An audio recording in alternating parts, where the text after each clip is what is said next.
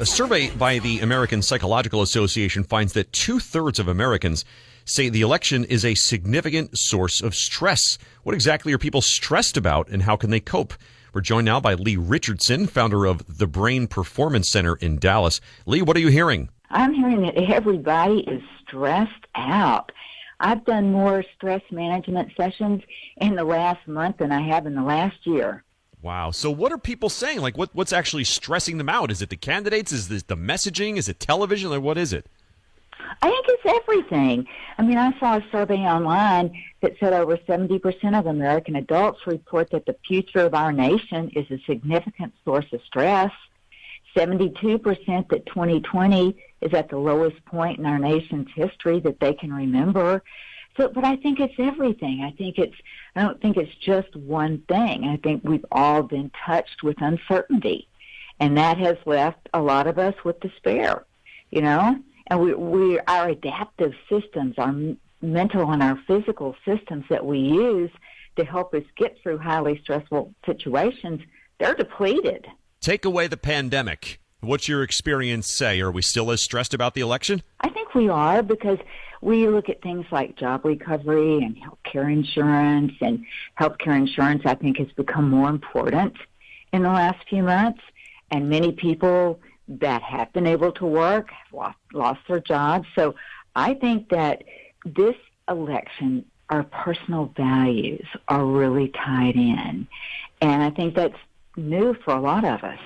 So 4 years ago, when we were choosing a new president, no matter what, was it still as stressful with the two candidates involved?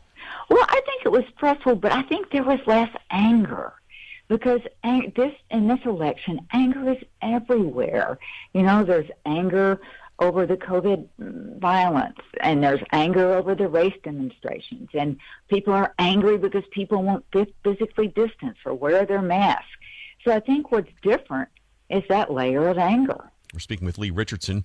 She's the founder of the Brain Performance Center in Dallas, and we're talking about coping with election stress.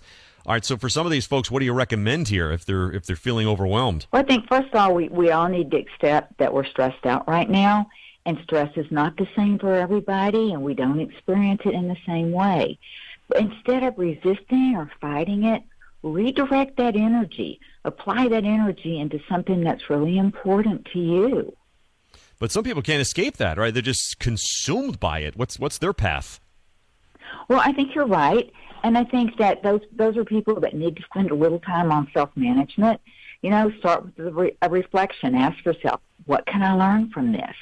Because as you become more self-aware of your values and what you're grateful for, you'll be more focused on the positive instead of the negative. The sun comes up tomorrow regardless, right? Like, I try to put this in perspective. I don't feel the stress. Like, I still have a fishing trip planned with my high school guys, like, in 2 weeks. I'm still going regardless of who wins the election. You know what I mean?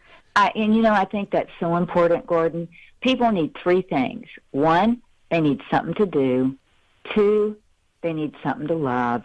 And three, they need something to look forward to.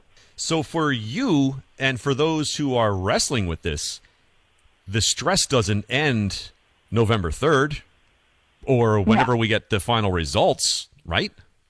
No, so it then doesn't. What? Well, then I think we have to recognize the importance of self-care.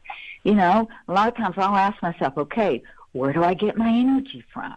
Or if I'm really struggling, what kind of downtime do I need? Because the rhythm of my life, and I'm sure in a lot of people's life, got really disrupted. So what's my rhythm? What do I need right now? And a lot of the things that I used to do for self-care have been taken away from me. I've got to get creative. I've got to rethink my options. A friend of mine made a really good suggestion to me, because what I really miss, I love going out to eat in a restaurant. Yeah. And I miss that. And she said, well, why don't you subscribe to a meal kit service? You'll be more motivated to cook, and you'll enjoy it because it's so much easier. And you know what? She was right. So to your point, that's almost like suggesting somebody find a hobby, find something to do. Absolutely. Learn a new skill. I mean, with what YouTube has to offer, anybody can learn a new skill. Thanks, Lee. Lee Richardson, founder of the Brain Performance Center in Dallas.